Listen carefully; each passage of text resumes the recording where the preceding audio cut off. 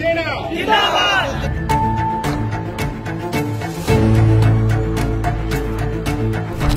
वर्ष कामं केलेली माणसांनी त्यांच्याकडनं तुम्ही पैसे मागता। काय गरिबांकडनं तुम्ही पैसे मागायला लाजा वाटले पाहिजे तुम्हाला। आम्ही पेशंट बरोबर जेवलेलो आहे, देठबोड्या उचलून जेवण केलेलं आहे, आम्ही लाकडं आम्ही जाळायला टाकलेली आहेत, देठबोड्या उचललेले अर्ध्या। शहर कोणतंही असू दे, प्रत्येक शहरामध्ये कचऱ्याचा विषय हा प्रामुख्याने येतो।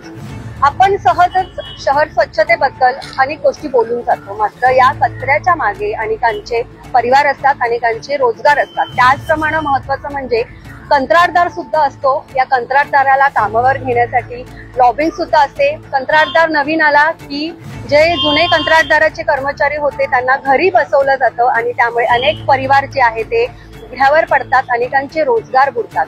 असाच काहीचा प्रकार जो आहे तो कल्याण डोंबिवलीमध्ये आज आपण या ठिकाणी कामगारांच्या व्यथा ऐकून घेणार आहोत, कारण अनेक जे कामगार आहे, शेकडो कामगार आज रस्त्यावर आलेले आहे। खरं तर कोरोना काळामध्ये या कामगारांनी जे आहे ते आपल्या जीवाची पर्वा न बाळगता या ठिकाणी काम केलं, कचरा उचलला, मेडिकल वेस्ट या ठिकाणी उचललं, डेथ बॉडी असतील किंवा इतर रुग्णांची कामं असतील, ही सर्व कामं या कामगारांनी कोरोना काळामध्ये केली। मात्र आता नवीन ठेकेदार आला आणि नवीन ठेकेदार आल्यामुळे या सर्व कामगारांना जे आहे ते बेरोजगार झालेले आहेत। 2 महिन्यांपासून त्यांना जो आहे तो या ठिकाणी पगार सुद्धा देण्यात आलेला नाहीये। आज आपण या कामगारांच्या व्यथा जाणून घेणार आहोत। महत्वाचं म्हणजे या गरीब कामगारांकडून पैशांची सुद्धा या ठिकाणी मागणी केली जाते। जर तुम्हाला कामावर परत यायचं असेल तर तुम्ही 40 ते 50 हजार रुपये भरा, असा सुद्धा एक आर्थिक प्रकार जो आहे तो, धक्कादायक प्रकार जो आहे तो या कामगारांनी या ठिकाणी सांगितलेला आहे।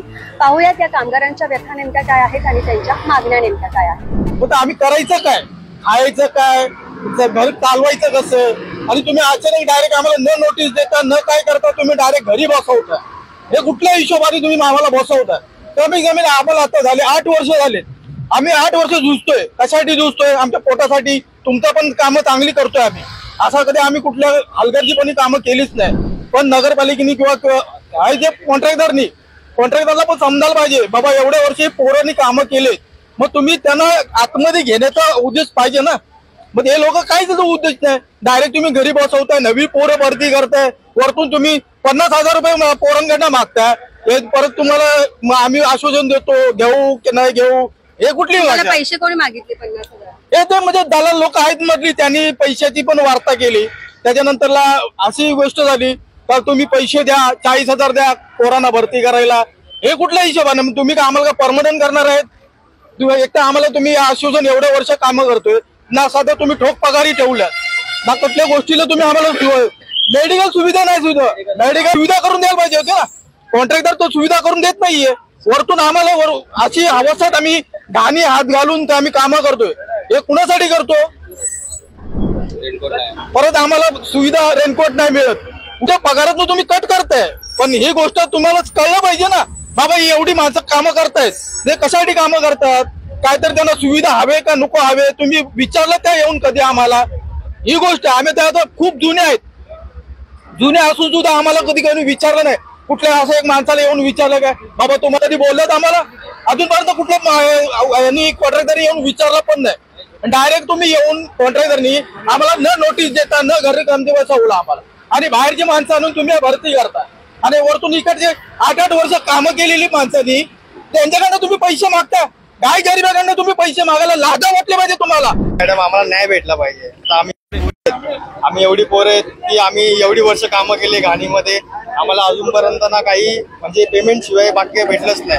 2 वर्ष आले जेव्हा या भाऊंनी केलं बोनस, तेव्हा आम्हाला बोनस भेटायला लागले, ते पण कधी दिवाळीच्या नंतर, दिवाळीच्या वेळेला कधीच आम्हाला काय भेटले नाही। आणि यांचं म्हणणं कसं असतं की टायमावर या असं कधी असतं मॅडम, पेमेंट टायमावर पोरं पण टायमावर येतात। त्यांचं म्हणणं काय आम्हाला टाइम टू टाइम कामं पण बरोबर, आम्हाला तेच भेटत नाही। आणि आता बघितलं 2 महिने आले पोरं घरी आहेत, आता याची काही पोरं कचऱ्यावरून येतात, त्यांना घरावर डायरेक्ट बसवले का घरी। आता यांचं म्हणणं हे काही पोरं अशी त्यांच्याकडे काही खायला गेलं पण पैसे नसतात त्याला, की नाही आम्ही घेणार नाही कामावर, नवीन पोरं भरू। त्यावेळेला मॅडम खूप विचित्र चॅलेंज होते। आम्ही अशी पोरं होती की आम्ही पेशंट बरोबर जेवलेलो आहे, देठबोड्या उचलून जेवण केलेलं आहे आम्ही, परत ते लाकडं आम्ही जाळायला टाकलेली आहेत, देठबोड्या उचललेल्या अर्ध्या, तरी आम्हाला आता बोलतात की तुमच्यासाठी कामं नाहीत। आता आम्ही कुठे जायचं सांगा?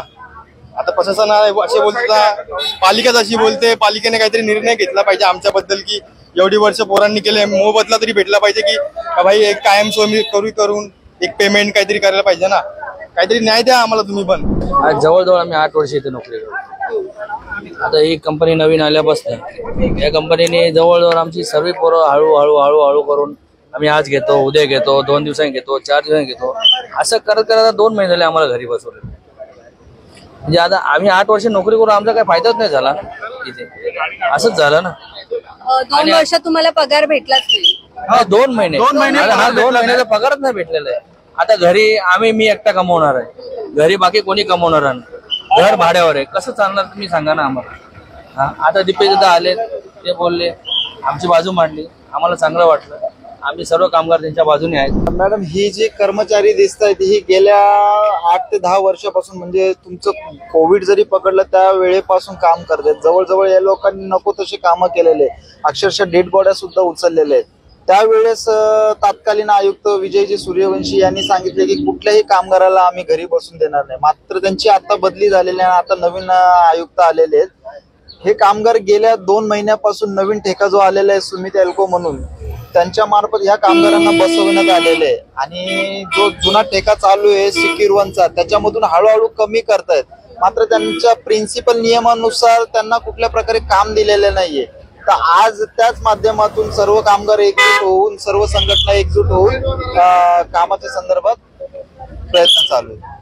जवळजवळ बसवण्याची संख्या या लोकांनी 300 ते 350 जणांना विनाकारण बसवलेलं आहे. आणि आज या ठिकाणी जे आहे, जे 1 वर्षापासून जुने आहेत, त्यांना अद्याप पगार मिळालेला नाही 2 महिन्याचा.